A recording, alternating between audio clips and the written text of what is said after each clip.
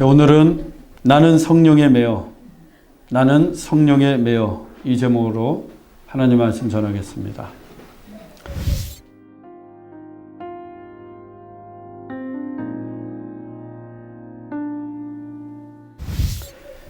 우리는 하나님을 믿는 사람들입니다. 또 우리는 믿음으로 의롭게 되고 또 믿음으로 구원도 받습니다. 기독교 신앙에서 믿음은 대단히 중요합니다. 하지만 믿음이라고 해서 다 똑같은 게 아닙니다. 작은 믿음이 있는가 하면 큰 믿음도 있습니다. 베드로가 물 위를 걸을 때입니다. 그는 예수님을 바라보며 갈릴리 바다 위를 유유히 걸어갔습니다. 그런데 바람이 거세게 불어오니까 예수님에게서 눈을 떼고 바람을 바라보고 말았어요. 예수님을 볼 때는 무섭지가 않았는데 바람을 보니까 두려워졌습니다. 예수님을 볼 때는 물 위를 걸어갈 수 있었는데 바람을 보니까 물속으로 빠집니다. 물에 빠지는 베드로가 살려달라고 소리를 질렀고 그때 예수님이 즉시 손을 내밀어 베드로를 구해 주셨어요. 그리고 말씀하셨습니다. 믿음이 작은 자여, 왜 의심하였느냐? 믿음이 작은 자여, 왜 의심하였느냐? 여러분, 믿음이 작다고 하는 거 간단한 문제가 아닙니다. 단순한 문제가 아니에요. 왜? 물에 빠지기 때문에. 인생의 바다에 빠집니다. 믿음이 작으면 상황 속으로 빠져요. 믿음이 작으면 의심이 생기고 무서워집니다. 예수님을 바라봐야 하는데 볼 수가 없어요. 나에게 불어오는 바람만 봅니다. 그러니까 더 두려워져요. 믿음이 작기 때문에. 물론 작은 믿음도 하나님을 믿는 건 맞아요. 그래서 구원도 받습니다. 믿음이 작아도. 하지만 믿음이 작으면 인생의 거친 바다를 건너기는 어려워요. 자꾸만 빠지기 때문에.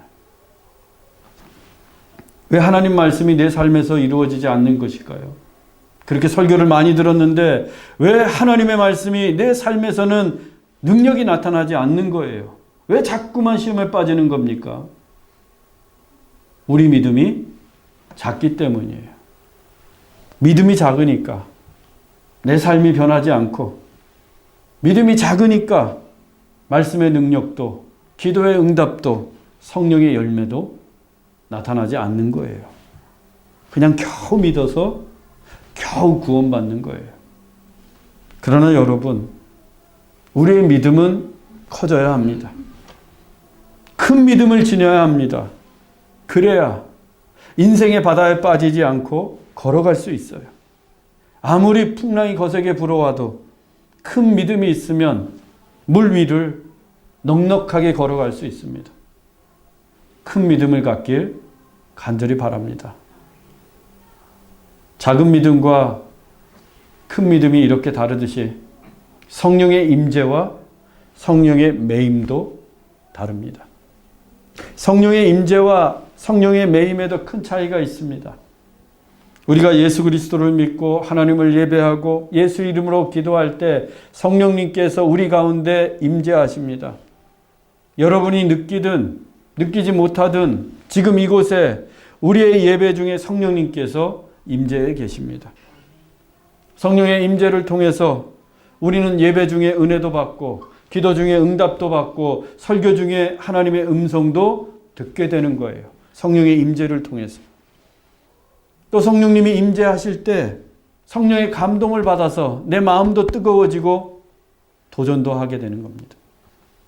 그래서 성령의 임재는 신앙생활하는 데 있어서 매우 중요합니다. 아니, 성령의 임재가 없이는 신앙생활이 불가능해요. 성령의 임재가 없는 예배는 참된 예배가 아니에요. 성령의 임재가 없으면 기도의 응답도 받지 못해요. 성령의 임재가 없다면 하나님의 은혜도 누릴 수가 없습니다.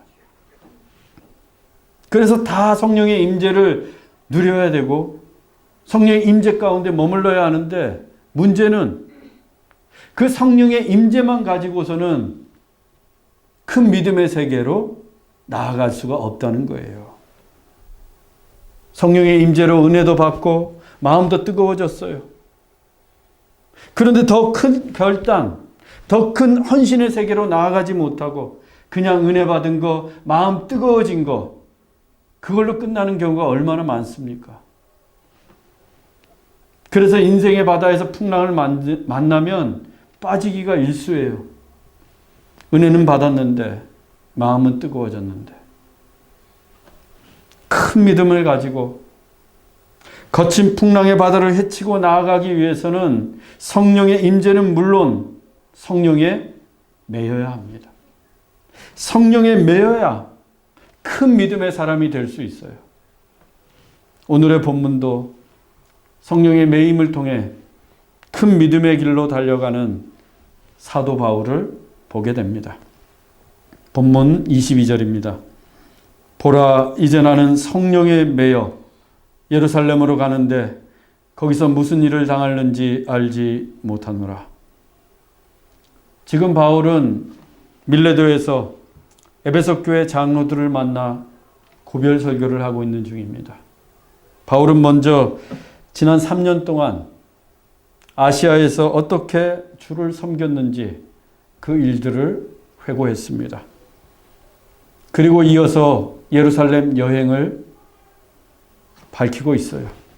그런데 바울이 예루살렘으로 가려는 것은 바울 자신의 의지가 아니었습니다. 성령님의 뜻이었어요. 성령에 매여 예루살렘으로 가는 것입니다. 우리말 매어로 번역된 헬라어 동사는 데오인데 그 데오의 수동태 데데메노스입니다. 이 데오는 묶다, 결박하다는 뜻이고 수동태인 데데메노스는 묶이다, 결박당하다라는 뜻이에요. 바울은 단지 성령의 임재만을 누리거나 성령의 인도하심만을 느낀 것이 아니라 데데메노스, 성령에 묶였어요. 성령에 결박당했습니다.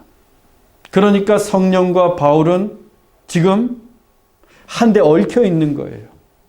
그래서 성령과 바울은 분리될 수가 없습니다. 성령에 결박당하고 성령에 묶인 바울은 성령이 이끄시는 대로 그것이 예루살렘이든 로마든 데데메노스, 성령에 매여 갈 수밖에 없는 거예요. 그런데 바울은 예루살렘에서 무슨 일을 당하는지 알 수 없다고 합니다. 왜냐하면 예루살렘이 바울을 환영하지 않아요. 본문 23절입니다. 오직 성령이 각 성에서 내게 증언하여 결박과 환난이 나를 기다린다 하시나. 예루살렘에서 바울을 기다리고 있는 것은 결박과 환난이었습니다. 이 또한 바울 자신의 추측이나 어디 소문을 듣고 한 말이 아니에요. 오직 성령이 각 성에서 내게 증언하여. 바울이 마게도냐에서 출발해서 드로아, 아소, 기오, 사모를 지나 밀레도에 이르게 되었습니다. 그런데 그 도시들, 그 성에 갈 때마다 성령께서 바울에게 증언해 주셨어요. 예루살렘에서 너를 기다리는 것은 결박과 환난이다. 좋은 소식이 아니에요. 예루살렘에 네가 가게 되면 붙잡힐 것이고 옥에 갇힐 것이고 환난을 당하게 될 것이라고 말씀하십니다. 그런데 그것뿐이에요. 성령님의 증언은 결박과 환난이 너를 기다리고 있다. 그것뿐이에요. 예루살렘에서 결박과 환난이 기다리고 있으니 피하라든지 다른 곳으로 가라든지 하는 말씀이 전혀 없어요. 그런데 이 같은 성령의 증언이 바울에게만 임했던 것이 아닙니다. 사도행전 21장 3절로 4절입니다. 두로에서 상륙하니 거기서 배의 짐을 풀려 함이로라.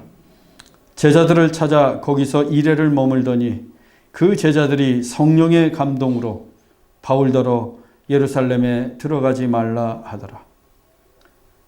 바울은 에베소 장로들과 헤어진 후에 밀레도에서 배를 타고 여러 항구를 거쳐 두로에 상륙하게 되었습니다.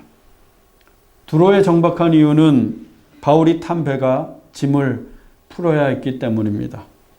그 시간이 일주일 정도 걸렸는데 바울은 그 사이에 두로에 있는 제자들을 찾아갔습니다. 그런데 그 제자들이 성령의 감동을 받았어요. 성령의 감동을 받고서 무엇을 했는가? 예루살렘에 올라가려는 바울을 말립니다. 두로의 제자들도 똑같은 성령의 증언, 즉 예루살렘에서 결박과 환란이 바울을 기다리고 있음을 성령의 감동을 통해 들었던 거예요. 그래서 바울을 말립니다. 위험하니까.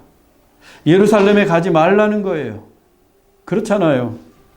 바울이 예루살렘에 가게 되면 결박과 환란을 당할 것이 뻔한데 그 내용을 성령의 감동을 통해서 다 알게 되었는데 가지 말라고 말려야죠.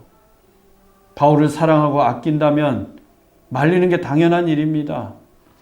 그게 보통 우리들의 인간적이고 합리적인 생각이에요. 하지만 바울은 그 인간적이고 합리적인 생각을 뒤로하고 고집스럽게 예루살렘을 향해 갑니다. 조금도 머뭇거림이 없이 계속해서 갑니다. 정말 고집불통이에요. 그렇게 바울은 두로에 있는 제자들의 만류를 뿌리치고 예루살렘으로 향하는 배를 타고 가이사라에 이르게 됩니다. 이제 걸어서 120km만 가면 그의 목적지인 예루살렘이에요. 바울은 그곳 가이사라에 있는 빌립의 집에 묵게 되었어요. 빌립은 초대교회 7 집사 중에 한 사람입니다.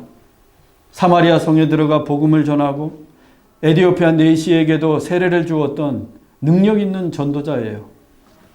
바울이 그 빌립의 집에서 여러 날을 머물렀는데 마침 아가보라는 선지자가 유대에서부터 바울을 찾아와요.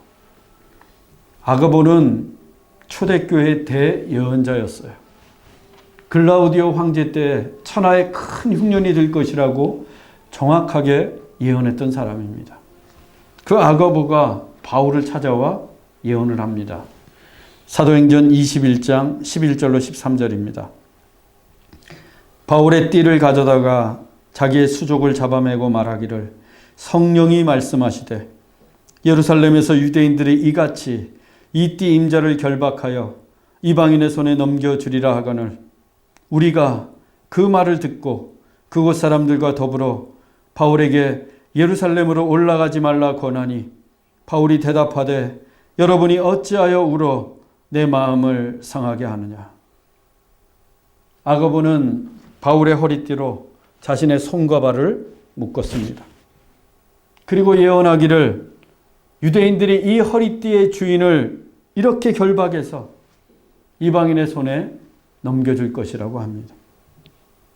이 예언도 아가보가 추측해서 한 말이 아니에요.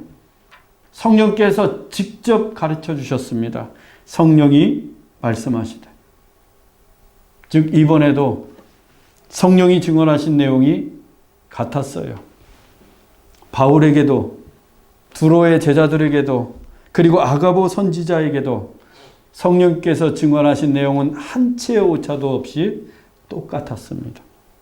바울이 예루살렘에 가면 유대인들에게 결박을 당하고 환란을 당한다는 거예요.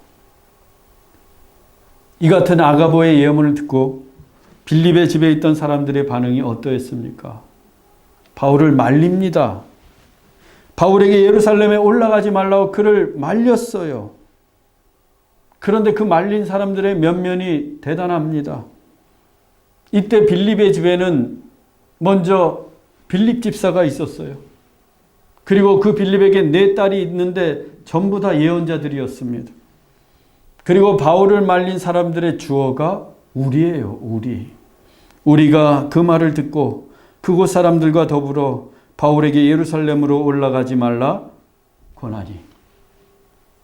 그렇다면 이 우리에는 사도행전을 기록한 누가를 포함해서 바울과 마게도냐에서부터 함께 온 베레아 사람 소바도, 데살로니가 사람 아리스다고와 세군도, 더베 사람 가이오와 디모데, 그리고 아시아 사람 두기고와 드로비모를 말합니다.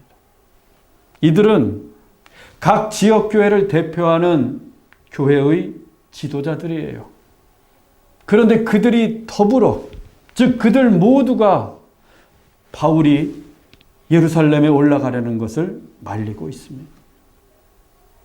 단지 말로만 권한 게 아니라 빌립과 누가와 디모데가 울면서 말리는 거예요. 가이오와 아리스다고가 바울의 마음이 상할 정도로 울어가면서 그를 붙들고 있습니다. 한 번도 아니고 두 번씩이나 가는 곳마다, 그것도 초대교회 위대한 전도자 빌립과 지역교회 대표들이 때로 울면서 바울을 말리고 있다면 이것이 하나님의 뜻이 아닐까, 그런 생각이 들 수도 있잖아요. 바울도 잠깐이라도 그런 생각을 할 수도 있잖아요.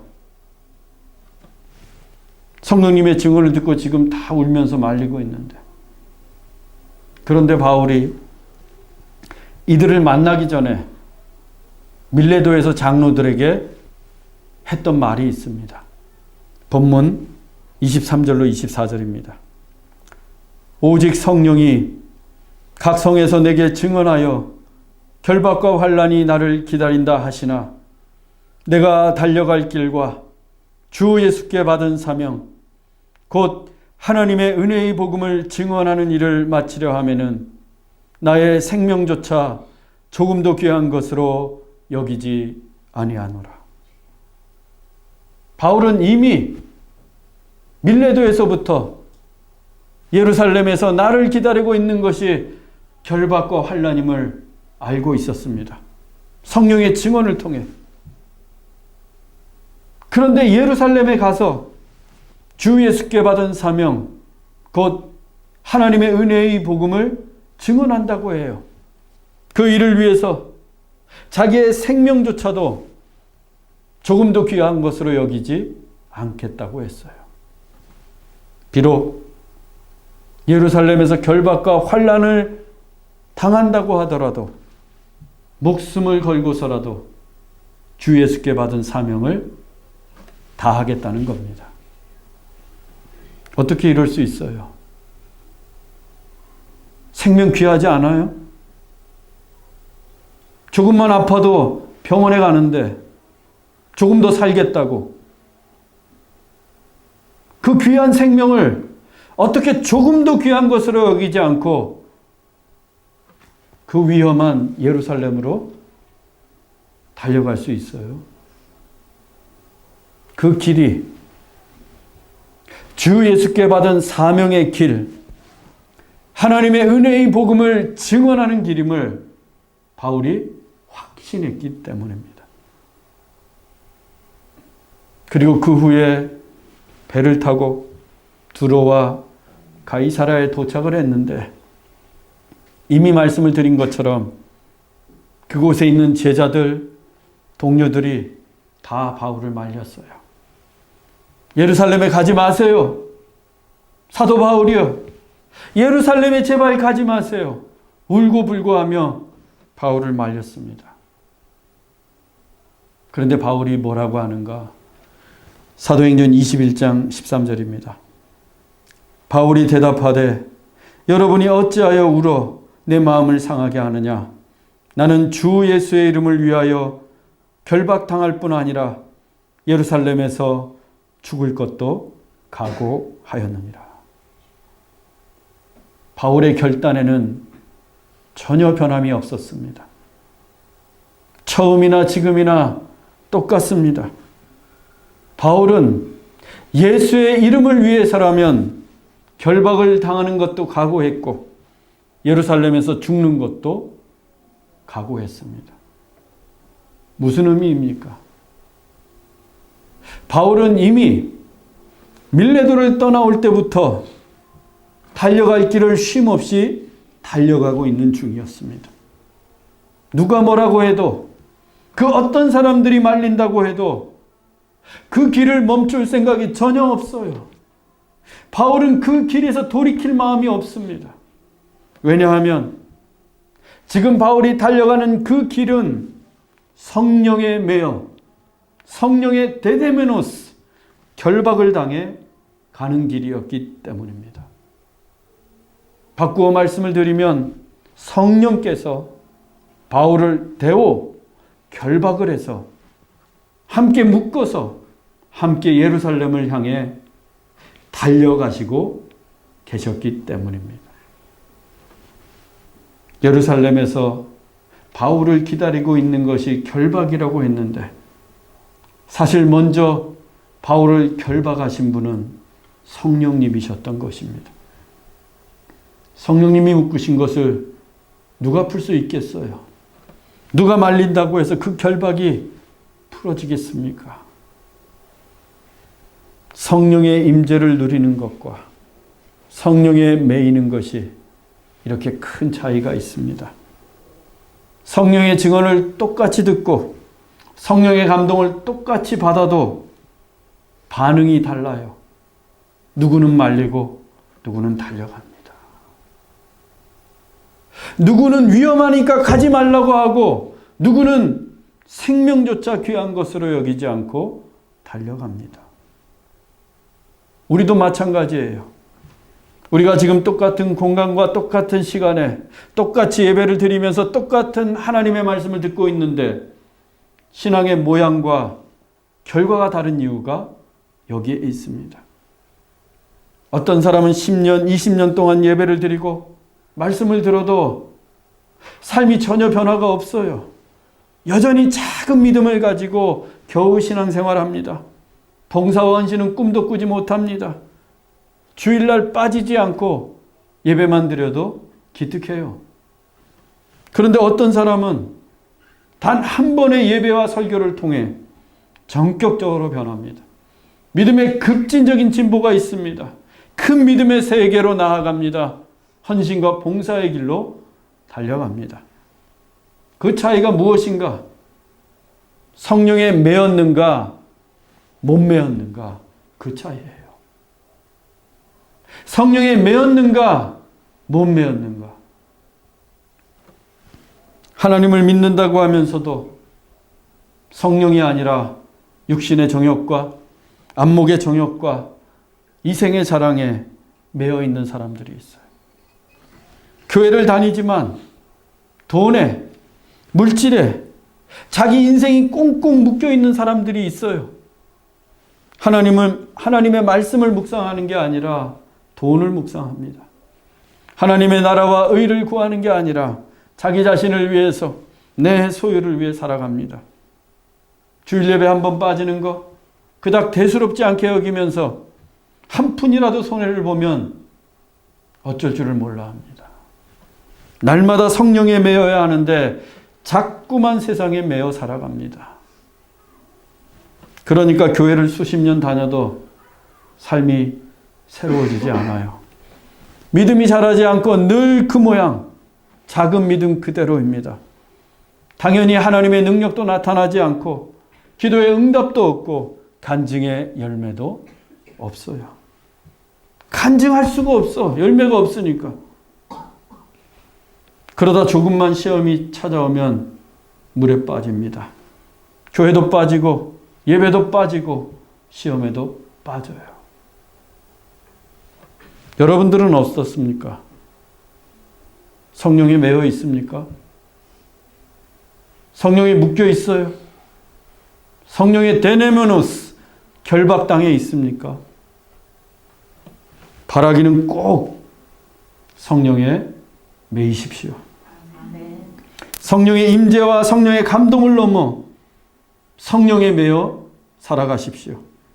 성령에 매여야 풍랑이 휘몰아치는 바다 위를 달려갈 수 있습니다. 성령에 매인 바울은 예루살렘으로 달려갑니다. 주 예수께 받은 사명을 위해 달려가고 또 달립니다. 예루살렘에서 결박과 환란이 그를 기다리고 있었지만 바울은 자기의 생명조차 조금도 귀한 것으로 여기지 않고 달려갑니다. 바울은 예수의 이름을 위해서라면 결박도 두렵지 않았고 죽음도 각오하고 달려갑니다. 그는 성령에 매였기 때문입니다. 바울은 성령에 매인 사도였기 때문입니다. 결국 바울은 예루살렘에 가서 결박을 당하고 환난을 당합니다. 하지만 그는 결박을 당한 채로 하나님의 은혜의 복음을 증언합니다. 대제사장 앞에서도, 아그리빠 왕 앞에서도, 로마의 총독 베스도 앞에서도 성령에 매여서 예수 그리스도를 전합니다. 로마에 압송되어 가서도 마찬가지였습니다. 로마 감옥에 투옥된 바울은 성령에 매인 믿음의 끈을 풀지 않았습니다. 더욱 단단히 성령에 매인 바 되었습니다. 그래서 그 감옥 안에서도 한시도 쉬지 않고 주 예수께 받은 사명을 향해 달려갑니다.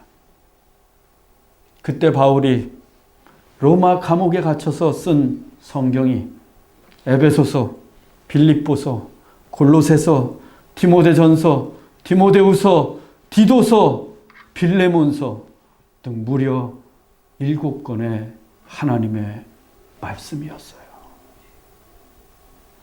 얼마나 놀랍습니까? 이 일이 어디 쉬운 일입니까? 손발이 묶인 감옥에 갇혀 있는데, 특히 빌립보서를 보면 놀라움에 입을 다물 수가 없습니다. 어둡고 캄캄한 감옥에 갇혔다는 것은 자유를 상실한 것뿐만 아니라 한 인격, 한 인간의 존엄성이 완전히 무시당한 비참한 현실을 의미합니다.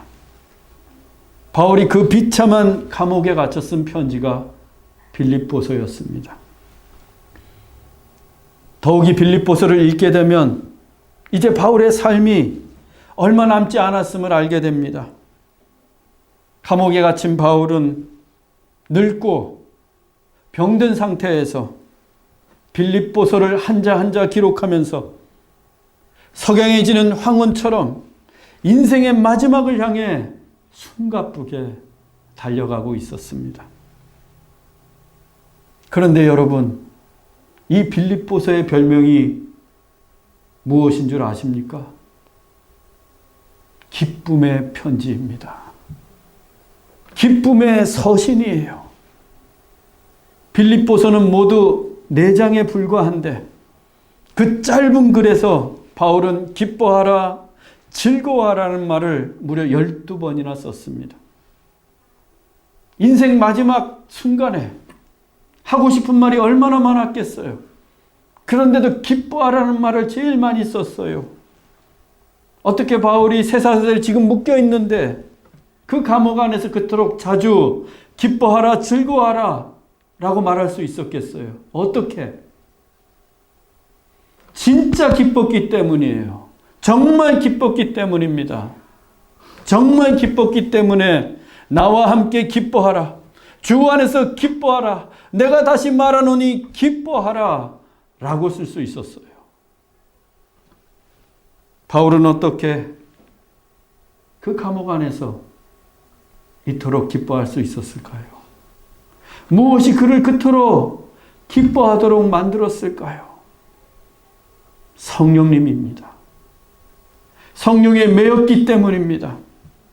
성령에 매였기 때문에 바울은 어디든 달려갈 수 있었고, 성령에 매였기 때문에 바울은 어디에서든 기뻐할 수 있었습니다. 그렇게 바울은 성령에 매여서 인생의 휘몰아치는 거친 바다 위를 거침없이 달려갈 수 있었습니다. 우리도 성령에 매여야 합니다. 성령에 매여서 주 예수께 받은 사명을 향해 달려가야 합니다. 그러면 어떻게 해야 우리가 성령에 굳게 매일 수 있을까? 어떻게 해야 내가 성령에 묶인 사람이 될 수 있을까? 순종입니다. 성령의 매임은 순종하는 결단이 있어야 합니다. 바울은 예루살렘에서 결박과 환란이 기다리고 있다는 그 성령님의 증언에 순종했어요. 피하지 않고 담대하게 순종하며 달려갔습니다. 우리도 말씀을 통해서 성령님의 증언을 듣게 됩니다. 서로 사랑하라. 내가 너희를 사랑한 것처럼 서로 사랑하라. 항상 기뻐하라. 쉬지 말고 기도하라. 범사에 감사하라. 너희는 먼저 그의 나라와 그의 의를 구하라. 땅끝까지 이르러 내 증인이 되라. 수고하고 무거운 짐진 자들아 다 내게로 오라. 이 같은 성령의 증언에 순종하는 것입니다. 듣기만 하는 게 아니라, 감동만 받는 게 아니라 순종해야 합니다. 순종이 성령의 나를 묶는 것입니다. 그래서 성령이 증언한 대로 서로 사랑하고 항상 기뻐하고 쉬지 말고 기도하고 범사에 감사하는 것입니다. 먼저 하나님의 나라와 의를 구하고 땅끝까지 예수님의 증인이 되어 살아가고 예수님께 나아가 내 인생에 수고하고 무거운 짐들을 내려놓는 거예요. 머리로만, 마음으로만, 입으로만 하는 게 아니라 정말 내 몸으로, 내 삶으로 순종하는 것입니다. 그렇게 성령의 증언에 나를 묻고 내 삶을 묻고 성령에 매여 믿음의 경주를 달려가는 것입니다. 그때 우리도 바울처럼 어디에서든 기뻐할 수 있고 어디든 주 예수의 사명을 향해 달려갈 수 있습니다. 그리고 주님도 우리가 사명을 마치는 그날, 달려갈 길을 마치는 그날 우리에게 말씀하여 주실 것입니다. 참으로 수고했다. 착하고 충성된 종아.